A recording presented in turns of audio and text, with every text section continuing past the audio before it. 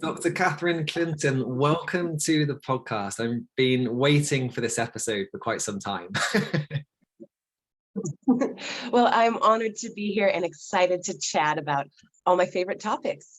Yeah, absolutely. So before we dive into that, are you happy just to share a little bit about who you are, what you do, your background? And I'm certainly interested in how you got into some of the things that you share with your audience. Absolutely, absolutely. Well, I am a licensed naturopathic doctor in Oregon, and my journey sort of started in a different phase. I was an assistant to a midwife, and she is an indigenous midwife out of Mexico and had so much knowledge about plant medicine and healing in a way that I had never seen before. And I was competitive in Taekwondo at the time.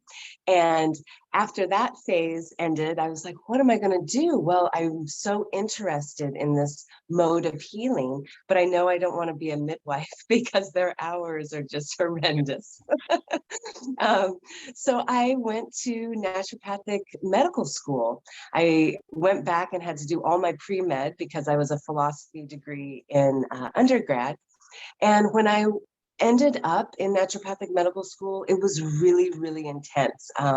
It was that initiation kind of phase, long hours, 7 till 7, and then studying at night to pass the exams. All of that stress was sort of the proverbial straw that broke the camel's back. And my second year of medical school, I was diagnosed with ulcerative colitis, which is an autoimmune condition that affects the colon. Hashimoto thyroiditis, which is an autoimmune condition that affects the thyroid. I was diagnosed with Lyme disease. It just sort of really, when you get that crack in the screen and then it just splinters out, that's where I was. And I was in the perfect spot, Alex, to heal. I was in a naturopathic medical school down the hill from a pretty progressive traditional medical school and across the river from a really great acupuncture school as well. So I had access to so many different modes of healing. And at the time, that was enough to kind of put back the physical pieces of health so that I was able to have the same quality of life I had before I was diagnosed, which is wonderful. You can go to school, you can do your clinic shifts, you can participate in life, but if you have a chronic disease or know someone with a chronic disease, you know that getting back to right before you were diagnosed is not the picture of health, right? That's just getting you enough physical strength that you can kind of participate in life, which is amazing, but there's so much more to the puzzle of health. And so that's when I started researching psychoneuroimmunology and how our mind can affect our immune system and our biology overall. And that really led me to our mitochondria and opened up this amazing relationship that our biology has with the world around us. And that's what led me to quantum biology and this inseparable connection we have with everything in our ecosystem. The sun and the wind and the weather and all of that is really what's powering our biology. And so that was the last window, the last frontier. It was, and it's just been amazing for my health, for my patients' health. It's just really incredible because I think that quantum biology, before getting into the nitty-gritty of what that means, it allows us a relationship that we might not have in our everyday life. So many of us have families that are unsafe, or relationships that are unsafe, communities that are unsafe, and systems that are unsafe, And when we can create that feeling of safety, that feeling of returning home and being unconditionally loved and cared for, when we can find that relationship in the world around us, that is such an incredibly powerful tool for healing ourselves. And so that's really where I am now, trying to share all that information, because a lot of it is free and accessible. It's more about a perspective change than a list of supplements and expensive therapies and all this stuff. So that's why I'm here talking with you today. Amazing. Yeah, and I think, to be honest, I think I stumbled across you on Instagram many months ago now, and was instantly drawn to that message ultimately, because I think intuitively it makes sense. You know, when we think about that deep connection that we have, we now have, I guess, the science to back that up, so that for those of us a little bit in our head, we can connect to that as well, which can be helpful. But I think something I just want to reiterate from your story is that the goal can't be just to return to the state of health we had just before the crack in the window developed. You know, as you say, I think it's so important for us to appreciate that, because I can think of many a conversation whereby that's ultimately the goal. People want to get back to where they were, the hustle and bustle and all of these things. But actually, we need to take that deeper look and have a deeper understanding about what drove us to that point in the first place.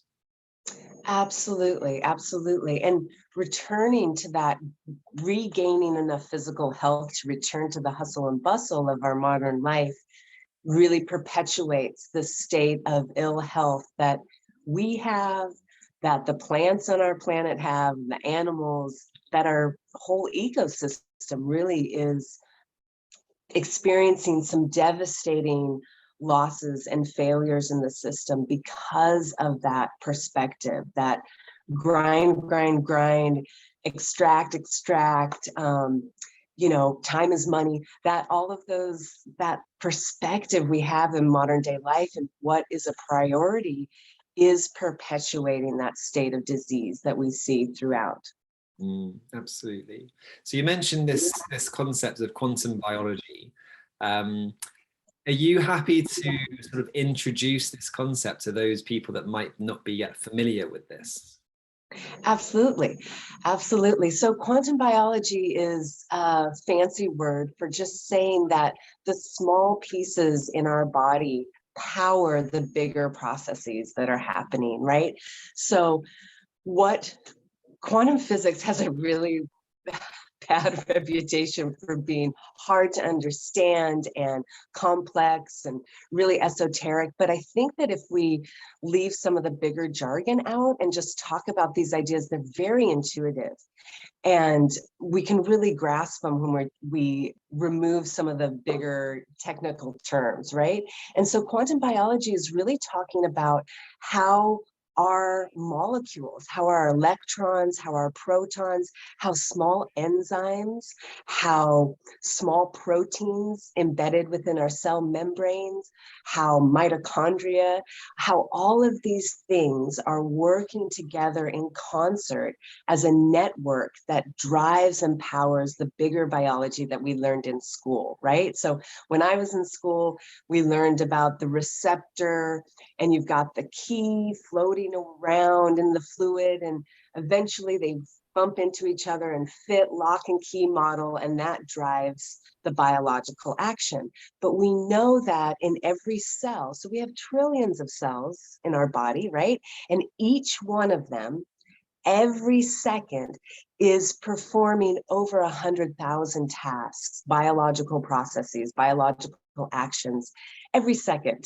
And so that model, that Newtonian physics model, where we are bumping into random collision to find that lock and key to make a biological action happen, it's just not feasible. The time, the efficiency needed, and not to mention when we look inside of a cell, it's very crowded and dense. It isn't this open sea where things are allowed to move in such a fashion. So it just doesn't work, right? So what we're finding is that there's something else underneath that biology that we learned in school. There's this vast sea of quantum mechanics that is powering so much of our biology. And when we talk about quantum biology in sort of a educational language, when we talk about what's happening in the research. There's so many different quantum biological institutes and departments being added to universities. And what they're looking at is that ability of our body to utilize quantum mechanics, utilize quantum tunneling, utilize superposition, utilize these really amazing capacity of our biology to react and form processes from these very small quantum particles. And when we say quantum particles, that's what we're talking about: electrons, protons, we're talking about hydrogen and water, we're talking about the way our mitochondria function, all those things that I was talking about. And those small pieces are really adding up to power our bigger functions, just like we see in our TV screens, or our computer screens, our smartphones. They are all utilizing this quantum mechanics. And the same goes for our biology. It's really exciting because, just like we said in the introduction, it really highlights that inseparable connection we have with the world around us. And so really on a basic level, it's what those microscopic, very small quantum particles are doing and how they power our biology.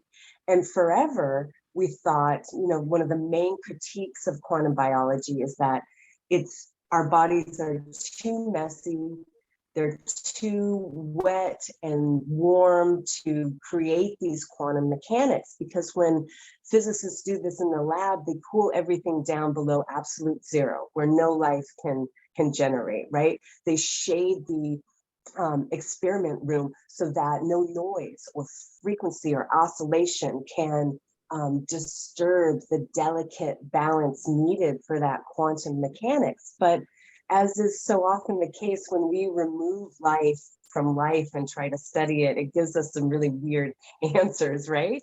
And so what we're finding with the research in the last 60, 50 years is that wet, warm action that people thought would inhibit quantum mechanics in our body is really what's powering it. All that oscillation and frequency that's happening in our body, all those vibrations of photons and sounds and electrons and protons, and the movement of all that energy and all those particles are creating this vast system of communication and electrical conduction. It's really, really amazing what we see. And I know we're going to piece it apart a little bit as we go. But it's really the ability of these small things to affect our bigger biology. And when we talk about it in just quantum mechanic terms, it sounds really, esoteric and not something we can wrap our heads around. But when I say our mitochondria are really important for our health, our DNA, are really important for our health. Enzymes, there wouldn't be any life on this planet without enzymes. So it's all part of that quantum biology powering that bigger biology, Newtonian biology that we learned in school. Yeah, and I think, gosh, where to go from there? You mentioned things like electrons and light, the role that light plays within this, and that we're electrical beings fundamentally in one way. But I guess a lot of this also, and one of the things that I really want us to, dive into really is this, at least from my perspective, also helps us understand our interconnectedness with just Mother Nature. And how there is no separation there, because if we're talking about quantum health and quantum mechanics, quantum biology, then we are talking about the role that light plays influencing mitochondria or electron flow, etc. Is that right? Absolutely, absolutely.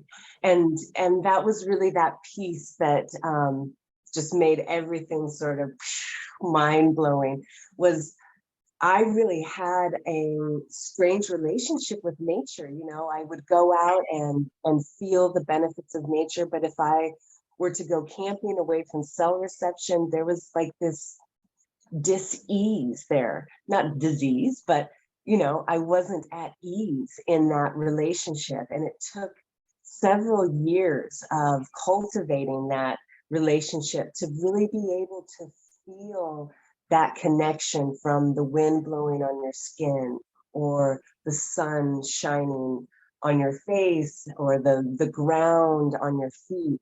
That is such a powerful relationship that most of us are completely removed from. And I, at the time, was still talking about how important nature was. And intellectually, in my mind, I knew it, and I would make going out in nature a priority.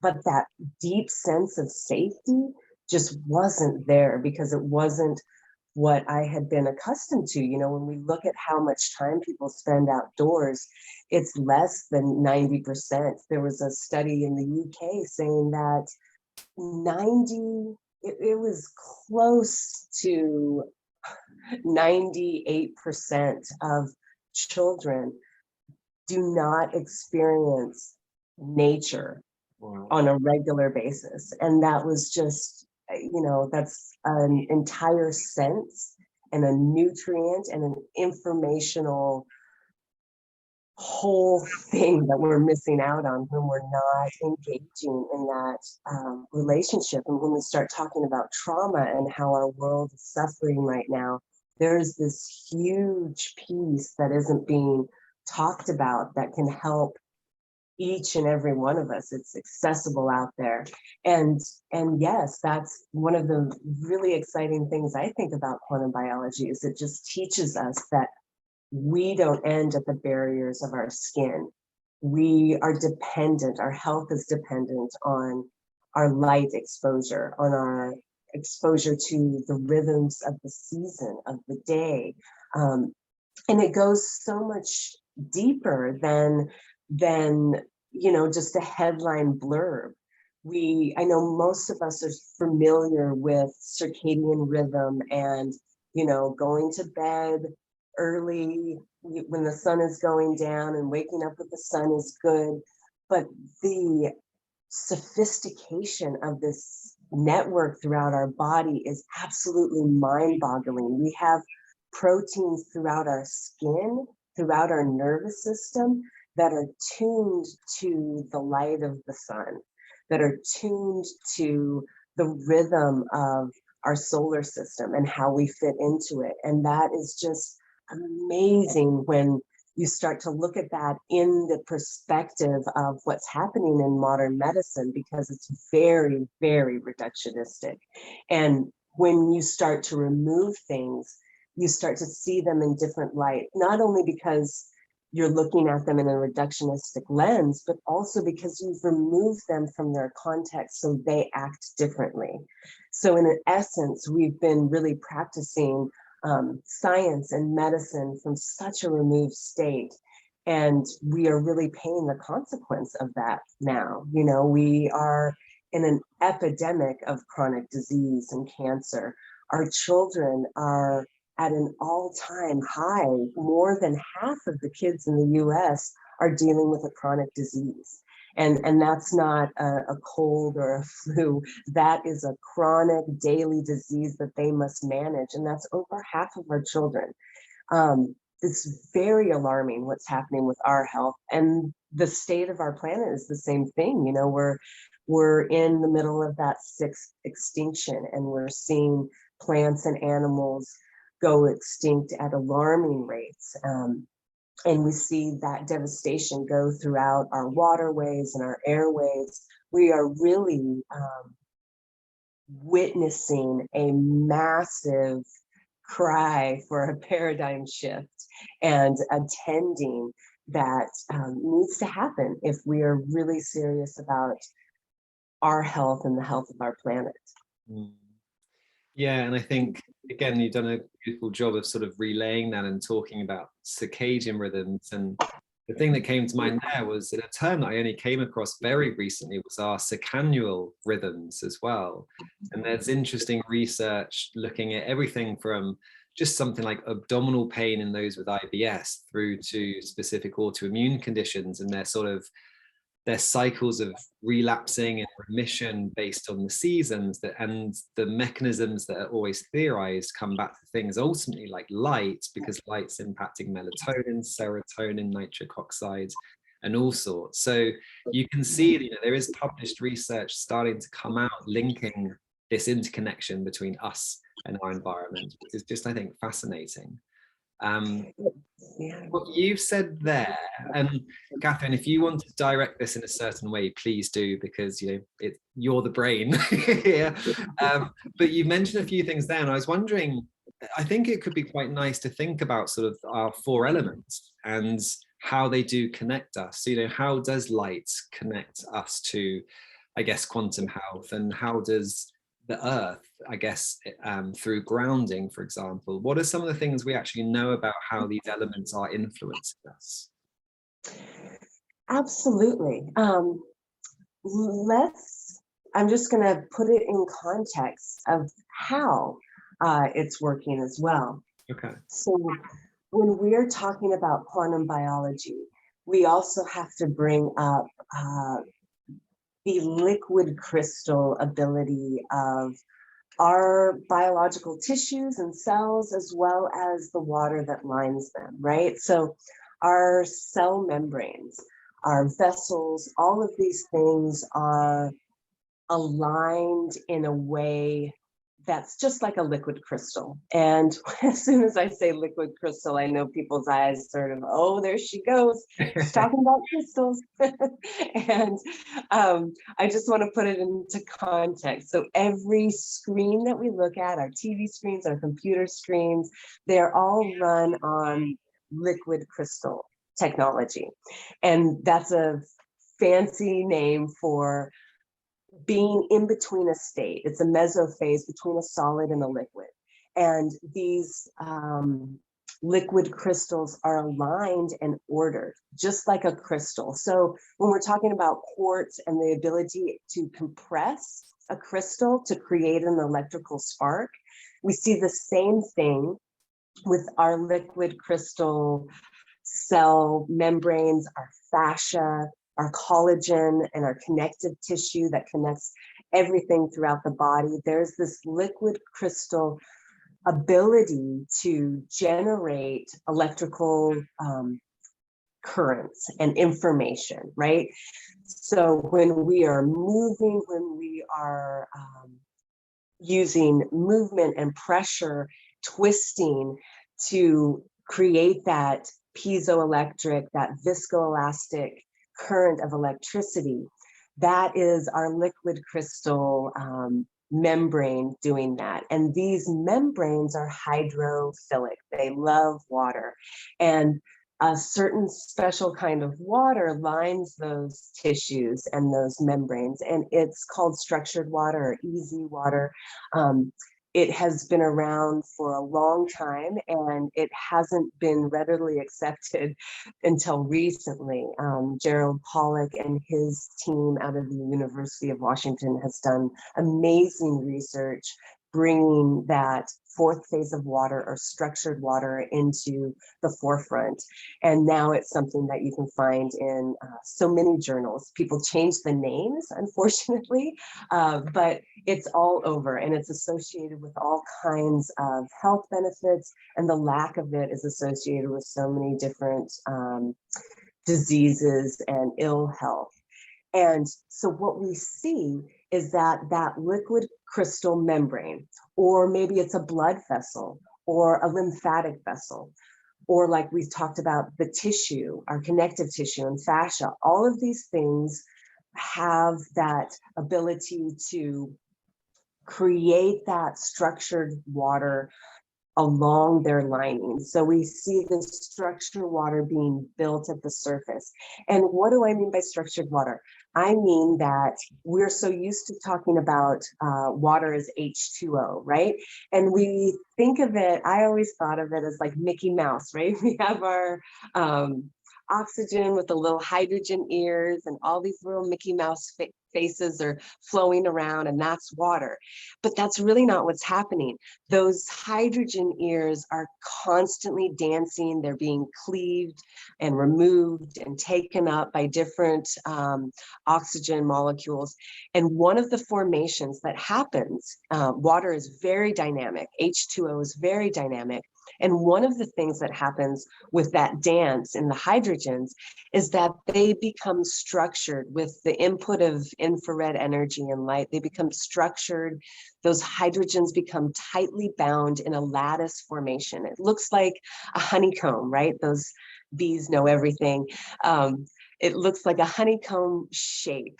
And this structured water has the ability to trap information, energetic information, electronic information, information from protons, photons of light, phonons of sound, and that information can be used to drive biological processes. Now, Pollock and his team did a couple great, they've done a bunch of amazing research, but something that really highlights the power of structured water is a classic experiment that they did where they put an electrode in the structured water lining that hydrophilic surface, and they put another electrode in the bulk water that forms outside of the structured water, and it created a battery.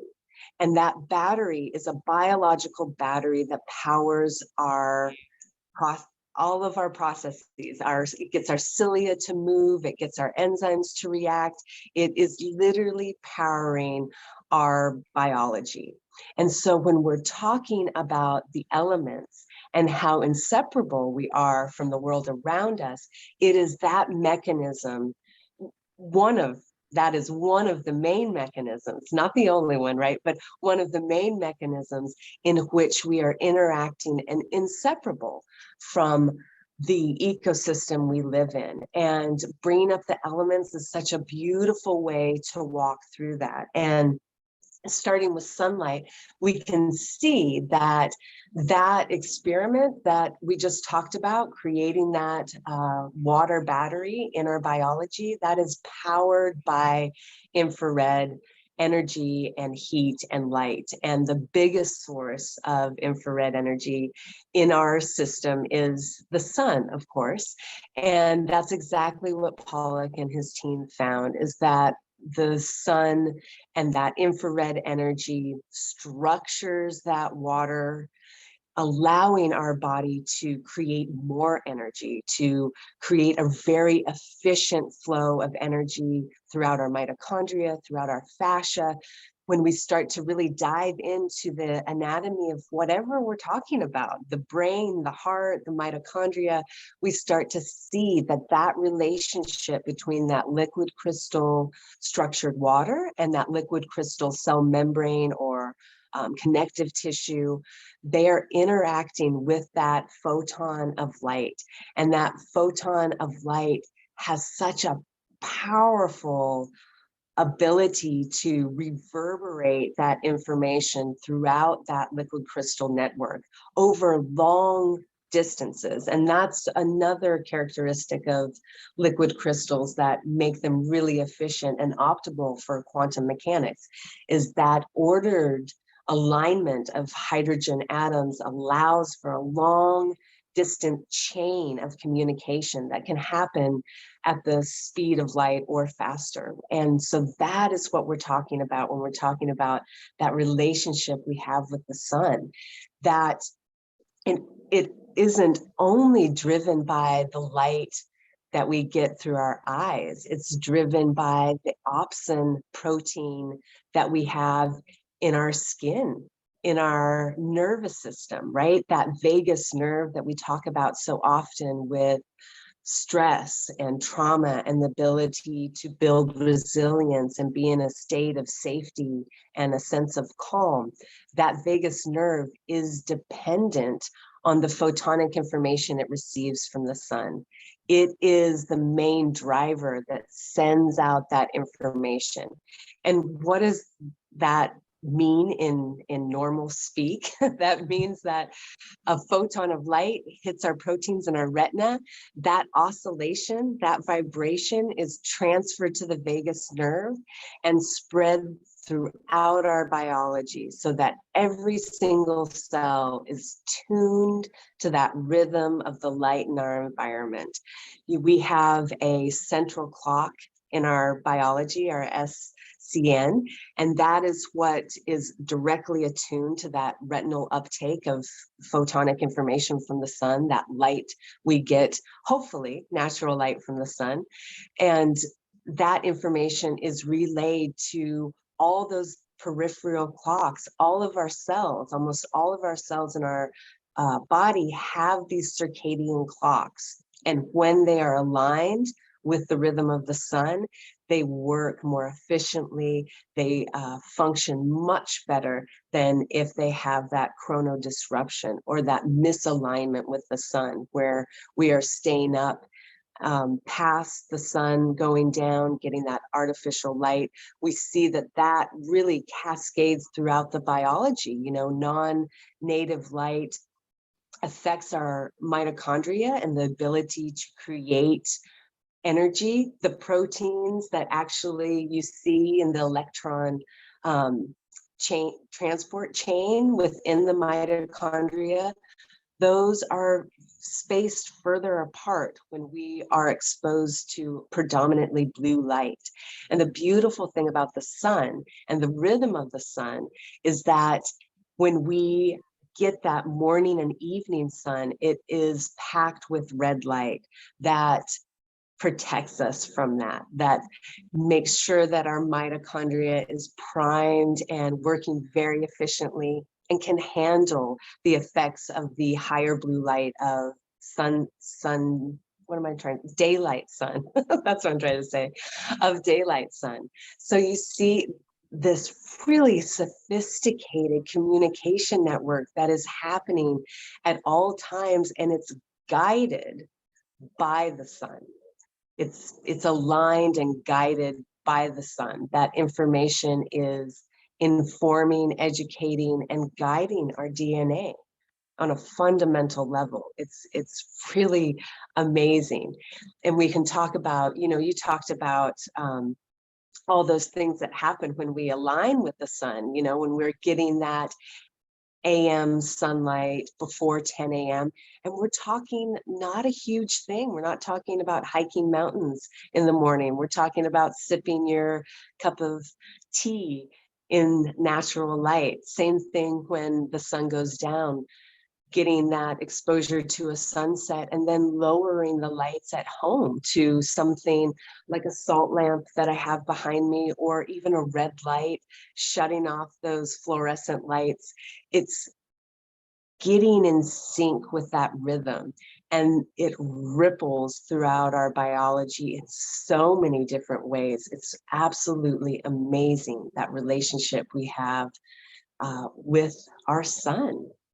It is fascinating, and I love the concept of almost envisioning that deep interconnection at a cellular level. So I was reading yesterday very briefly about sort of the cytoskeleton in the cell connecting with the fascia, and the fascia going all over the body, and that's the communication highway kind of thing.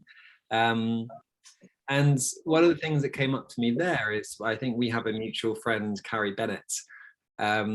And Carrie, I know, has this sort of working theory around how light could actually be potentially a primary, for want of a better way of putting this, giver of energy compared to sort of ATP in food, because of the role that light plays in charging this biological battery that you've been talking about.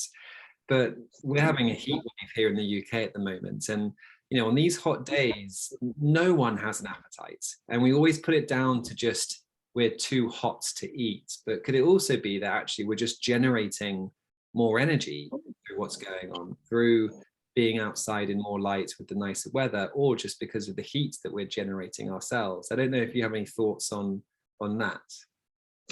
Absolutely, absolutely.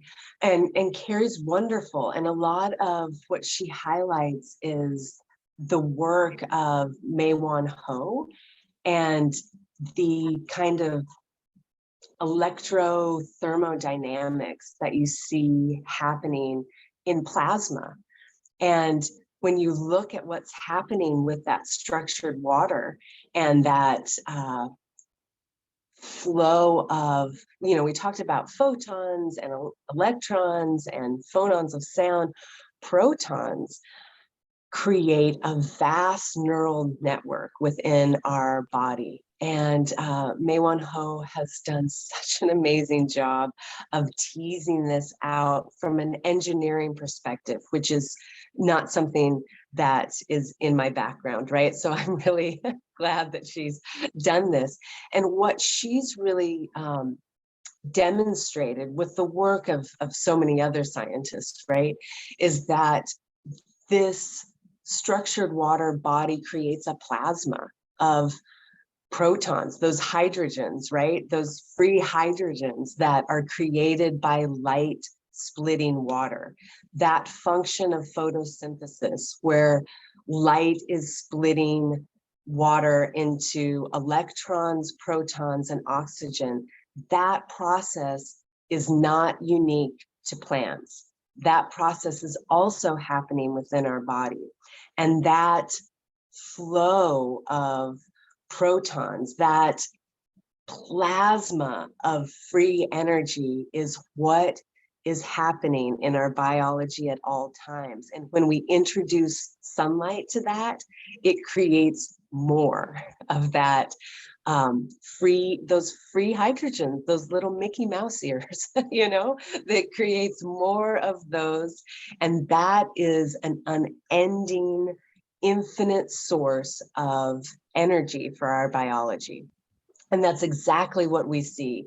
And she talks about a lot with her work in the proton neural network and how this vast plasma of energy within our biology is in fact driven by infrared energy and sunlight. Sunlight being the biggest one, but infrared energy also comes from touch.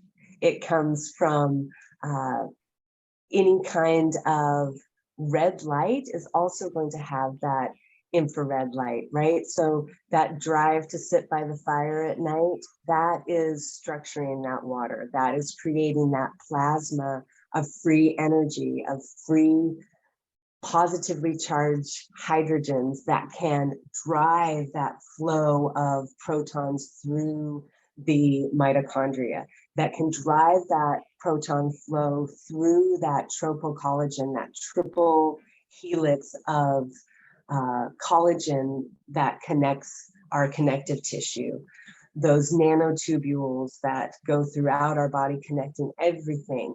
That is what's flowing through them, that plasma of free energy that is then used to drive real biological processes, right? It's getting that cytoskeleton to move. It's getting those cilia in our respiratory system or our GI tract to move, villi in the GI tract, right? Those little finger projections. It's actually powering direct biological action, right?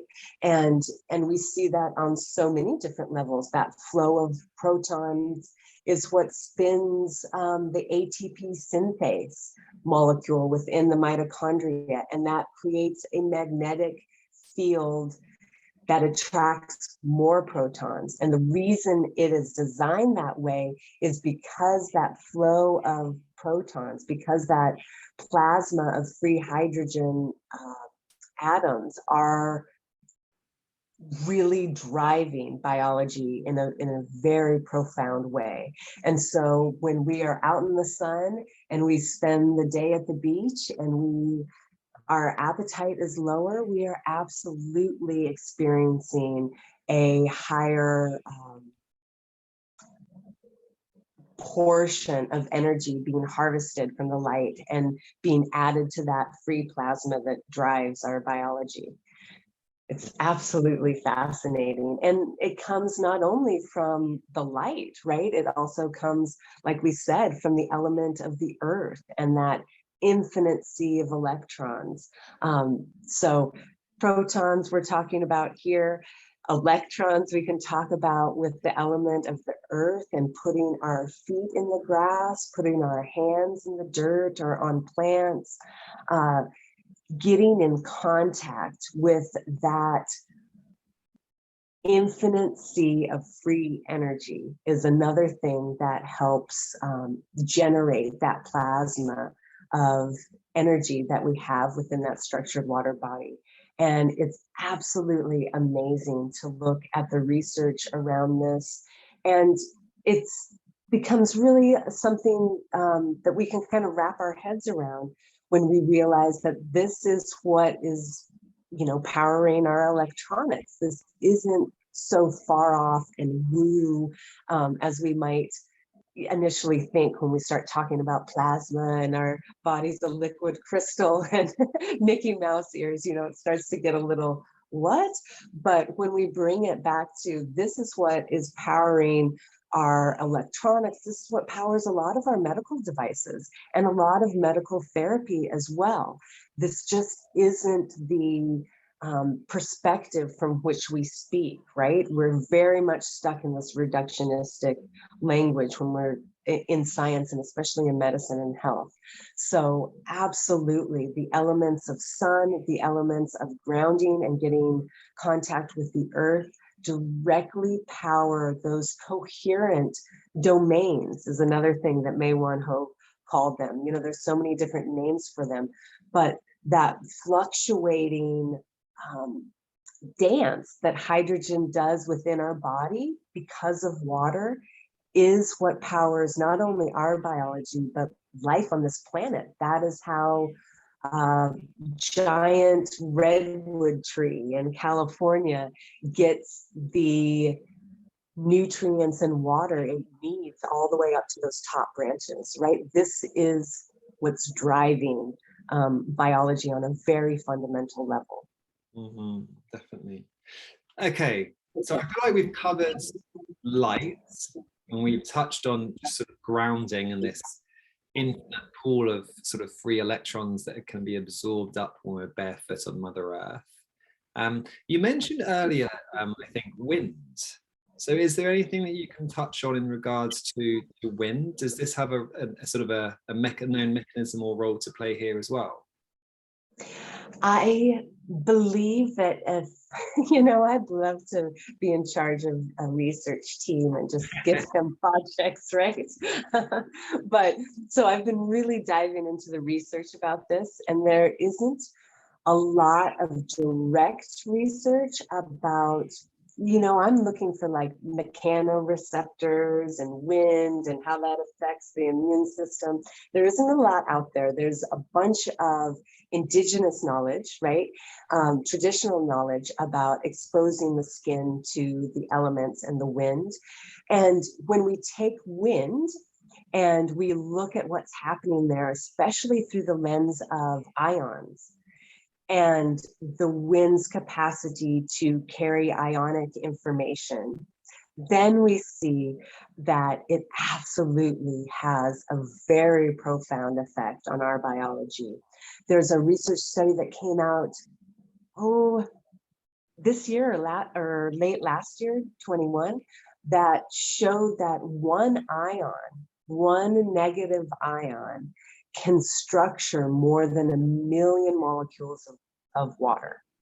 And so when we're talking about wind, we're also talking about the capacity for that wind to carry negative ions. And we see negative ions, you know, a lot of us traditionally think of negative ions in ocean surf, waterfalls, rivers, rainfall. But we also need to remember that negative ions are released from plants with wind. And so when we are in the forest on a windy day, we are being flooded. Our skin is being flooded with these negative ions. When we walk through a field of grass and we take our hand and touch the tips of those grass blades, we are collecting those negative ions from the circulating air there. And what happens with those negative ions is, of course, there's, like I just mentioned, that ability to profoundly structure our intercellular water, that structured water that's inside and outside all of our cells. And it also has really dramatic effects on our health. It improves our immune function, it improves our neurological development and brain function, it decreases our blood pressure and all of those stress hormones like cortisol and epinephrine that, of course, we need, but in modern day life, we just are living with at all times because our stress levels are so high. So those negative ions are having such a really profound effect on our biology, and that's that element of wind. And so when we break it down in that way, we see that the effects are really actually dramatic with exposing ourselves to wind and that element of air. And when we get into air in general, we get into that relationship that we have with the microbial world. And we know that air, the air we breathe, is more important than the food we eat, than our genetics, than our ethnicity, to that composition of our microbiome, microbial layers and relationship throughout the body, right? So it's not just the gut microbiome or the lung microbiome, right? Everything has its own unique microbiome, and it is altered by the quality of air that we are breathing, right? So there's this really foundational relationship we have with that element of air and wind. And if we broaden that out to the seasons and the weather, we see the same thing. That rhythm, that seasonality of temperatures and what that wind is bringing with it, and exposing ourselves to that information is always beneficial when done safely, right? We don't want to go out naked in blizzards or something really extreme. But when we are cultivating a safe relationship with that annual rhythm of the seasons and the information it brings, it profoundly improves our well-being and our overall health. Amazing.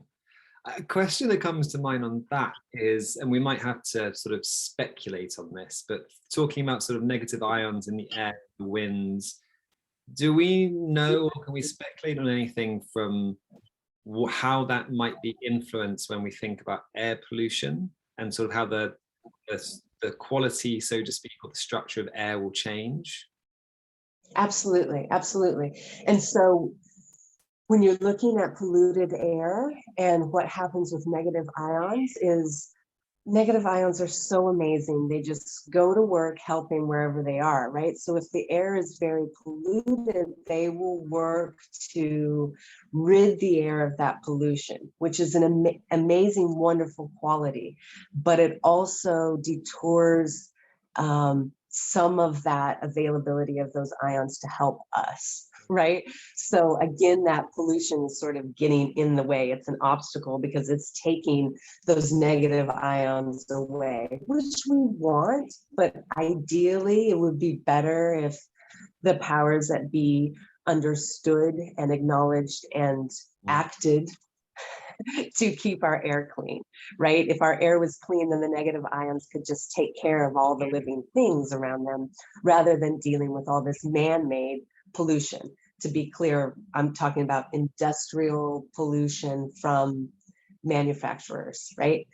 So yeah, absolutely. There is that beautiful ability of them to deal with that pollution, but then they're not as available to help with the health of the beings that are around them, the humans, the plants, the animals, all of us. We all greatly benefit from that exposure to negative ions, and it's decreased because it's having to work on that polluted air. So yeah, great question. Yeah, and it shows you again just the interconnectedness of everything. Another example being, I was reading not that long ago, the relationship between sort of just artificial light from sort of urban environments and how the overall microbiome diversity in that ecosystem is massively compromised through to even just, wildlife, obviously. So you just cannot separate what's going on environmentally to human health ultimately, which is in some ways exciting and can be, I think, empowering when we think we have things like light and the earth that are there to hold us and to guide us, but also concerning when we come at it from a slightly different angle with climate change and things like this.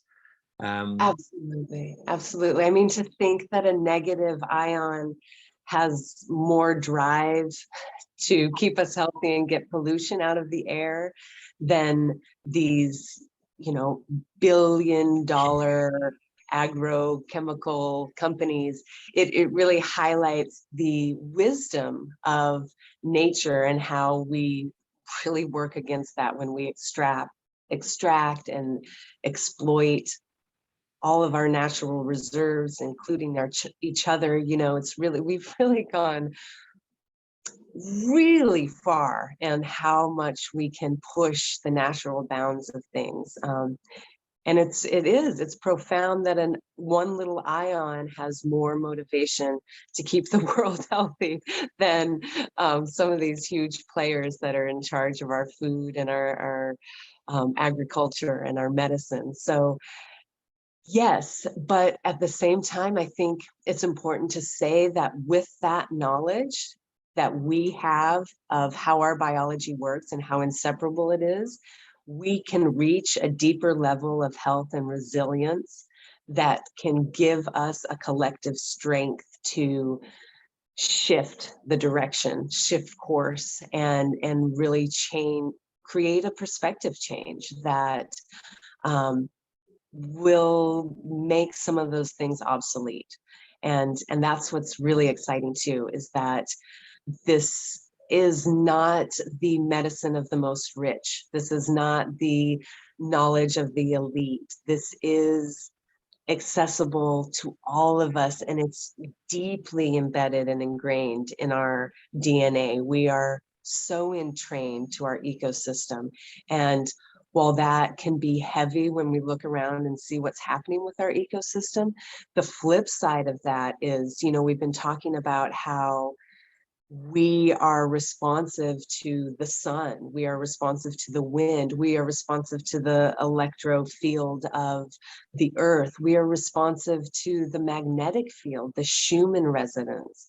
And what's really amazing with heart math, I'm taking a total turn here, but what's really amazing with some of the research coming out of heart math is that our electromagnetic field and frequency can affect the overall field of the earth. And so it is not a one-directional thing where we are here to suck out the last little bit of goodness from the earth and then it's all gone and it's all over. That is that's the line of thinking, but that's not the reality. It is a bi-directional relationship where there's healing on both sides. We find such fundamental healing in nature and in that relationship.